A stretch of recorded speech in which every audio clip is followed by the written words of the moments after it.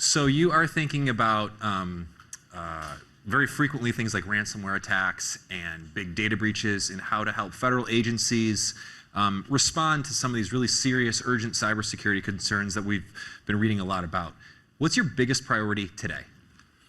So I would say most importantly is we're looking, we now talk about CISA as America's cyber defense agency. And I look at CISA's mission as 3 buckets. We've got the workforce development piece, both what we're doing internally at CISA, but also the model that we're trying to build out for the nation and being a real role model for that. The other piece, as you mentioned, we're actually responsible for securing and defending the .gov network. Right. So fun fact, there are 101 federal agencies, which I didn't know. I've been in government for quite a long time. And we're actually responsible for defending all of those, which, everything from a mammal commission to the Department of Veterans Affairs. So it's a broad swath of agencies, and that's obviously a big challenge. But importantly, it's how we're working with industry. We look at CISA as a hybrid organization, and we are only as good as the partnerships that we have with industry. And so how we collaborate is critical. And I can talk a little bit about in a moment our Joint Cyber Defense Collaborative, which is this evolution of the public-private partnership about operational collaboration where we're working in real time with industry. We're going to get to that in just a moment. I have to ask you about an interview that your boss, Jen Easterly, gave to Bloomberg yesterday afternoon. She said one of the most pressing concerns that she at least is thinking about ahead of the midterm elections is threats, unfortunately, as we've seen against election administrators, county clerks, ballot counters. Is that the kind of thing that you're thinking about, that you're worried about, or is that not totally part of your purview? Well, so CISA is the Sector Risk Management Agency for elections. So we are responsible for election security, and that goes everything from the vote itself to all of the elements in the infrastructure for election security. So it's obviously a key priority for us in looking at how do we defend election security and make sure that we have a trusted election process. And making sure that the people who are doing that are safe. People are all part of that. And I think that's what's so important when we talk about infrastructure. It's this abstract concept, but it's very much about the people and the systems that we live with every day. It's getting gas at the pump. It's how the food comes, gets to our table. All of those pieces, and people are a critical part of that. In March, President Biden signed a law that requires owners and operators of critical infrastructure, the financial sector, some IT technology, to report data breaches within 72 hours to your organization. That's a really significant upgrade, you might call it. Yeah. It's a tight window, certainly, others would say. Why does this new law, what does it mean for you? Well, I think what's so important about this law is that when we've talked about data breach notification in the past, there's been resistance in different places and industry. What was interesting about this evolution over the last several months is that industry is asking to do it, because what we're looking to do is just to help connect the dots. What we've been emphatic about is we are a trusted partner. This is not about penalty or punishment, but we can't help industry across sectors if we're not seeing what's on the network. And we saw this with Russia's invasion of Ukraine, just the ability to see what industry is seeing. It's no secret that the government didn't see and detect solar winds. It was industry.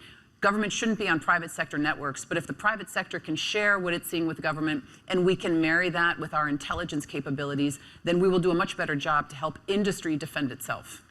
We've heard for a long time about the importance of information sharing, how difficult it can be. Sometimes it works, sometimes it doesn't. Sometimes people are reluctant to do it. Sometimes they're more willing. Give us a sense of what Jcdc is about and kind of where that, it's a trust conversation really, but where does that stand now? Yeah, so the Jcdc was launched in August of last year. And as I was sharing it, so we're with 25 industry partners and looking to grow that out deliberately and thoughtfully based on the threat. And it's real-time information sharing. So we saw it with the Log4Shell incident where we were able, once that happened on a Friday, we convened this group on a Saturday to essentially say, what are you seeing? But importantly, with Russia's invasion of Ukraine, we brought this group together in December. We created a plan. We exercised the plan in January. And then in bringing this group together, we executed it when the actual invasion occurred, not knowing if and when it was going to. And since then, we've worked with the Ukrainian CERT, the Computer Emergency Response Team. Right. They've given us data that we've shared that with the Jcdc. And those companies then take that information and yield additional insights. And to your point about trust, someone said to me a little while ago, people don't trust institutions, they trust people. And that's really the core of the Jcdc. It's how do we develop these trusted partnerships with these companies so that we can build out this threat picture much more effectively and efficiently in real time. There's a Slack channel. It's as simple as a Slack channel, isn't it? That exotic term, yes, Yeah, exactly. right. Well, that's it, right? And so you've got this Slack channel where people are just, the companies are sharing information, and there's a trust that they're building among themselves to say, not for attribution, this is what I'm seeing. And with Russia, when we were very concerned about potential attacks with the financial institutions and energy sector, we developed channels for each of those sectors as well so that they could start to share that information. We had some reporting also earlier this week out of Bloomberg that said, Jcdc has 25 organizations that are part of it now, I believe you said. Someone suggested it could be up to thousands in the future. Is that realistic? What happens next? It's an organization that said that is supportive of the Jcdc, but not one that the Jcdc has any relationship with. Okay. And so, as we are looking at building out the Jcdc, it's got to be thoughtful, deliberate, and based on the threat. And it's important that every company that comes into this has that quality engagement. And so we wouldn't want to jump ahead. We've never said that. Right. And I think it's just is looking at how do we build this out by sector, by issue. We just developed an ICS, industrial control system element to this. So as we see the threats come in, then we are building it out to address them. And I think this process has worked really effectively because we're building the trust with each company as it occurs and as it evolves. Give us a sense from your perspective where the ransomware threat stands now. We have seen some U.S. officials suggest that this is less of an issue maybe than it might have been a year ago. Some have said this certainly isn't going away soon. Where does it stand, and have you seen Russian cyber criminal groups change their behavior in any way since the invasion? So we're certainly seeing ransomware as a continued attack vector. Right. But I think what's interesting is we get very hung up on talking about how do we address ransomware. And ransomware itself, I believe, is actually a symptom. The cause of ransomware is what we need to be focused on, which is we are not doing a better job of truly making companies more resilient. We're talking about basic cyber hygiene, multi-factor authentication, backups, encryption. So we've got to get where we can raise the bar in security so that industry is doing a better job, so that ransomware is an issue. I know, we hear a lot about should ransomware payments be illegal. That might be a destination, but we have a long way to go before we get there, because if you're a small state entity in the middle of America and you get a ransomware attack and we tell you you can't pay and the community goes down, that's not the right answer. But we've got to help small businesses, state and local entities, those that don't have the resources, be educated and have the resources to prepare themselves to be more resilient so that ransomware isn't an issue. Ransomware is a threat. I think it will continue to remain a threat. But then there'll be the next threat. So it's how do we actually create that resilience for industries and for state and local entities as well as small businesses. You've thought about this before you joined DHS in your prior organization. Give us a sense of how do you start to slowly flip that switch if you're a smaller organization that doesn't have a massive security team? So one of the things that we did after I served on President Obama's Commission on Cyber, we founded a nonprofit that looked at the role of human behavior in cybersecurity. And this is just really about how you take the human behavior element to cyber hygiene, about authentication, multi-factor authentication, educating employees and small businesses. So I think the way that you do that is just start simple, which is one of the reasons why CISA has launched this multi-factor authentication campaign. And this week we launched our More Than a Password campaign, which is another way of looking at MFA. But the idea is just start with something very fundamental. Technology companies say that if everybody used MFA, we would reduce cyber threats by about 99%. Wow. The idea is that we can do one thing, and it's actually the ability of individuals to do that, to be able to be a more secure and resilient digital economy. We also know that when organizations are hit by ransomware, a lot of them do not tell the government. You don't have to do this. Goes back to the breach reporting thing that we talked about a moment ago. Yeah. But do you feel like you have an estimate on the number of ransomware incidents that happen in the United States that you know about? How many are reported to the government or not? I understand that's kind of a... I think it's an important question. There is a lot that goes on, and we have different feeds, and I do think we see a lot of it. Right. I would just, when we're talking about ransomware, I think the challenge with this issue is that we've created kind of a perverse structure.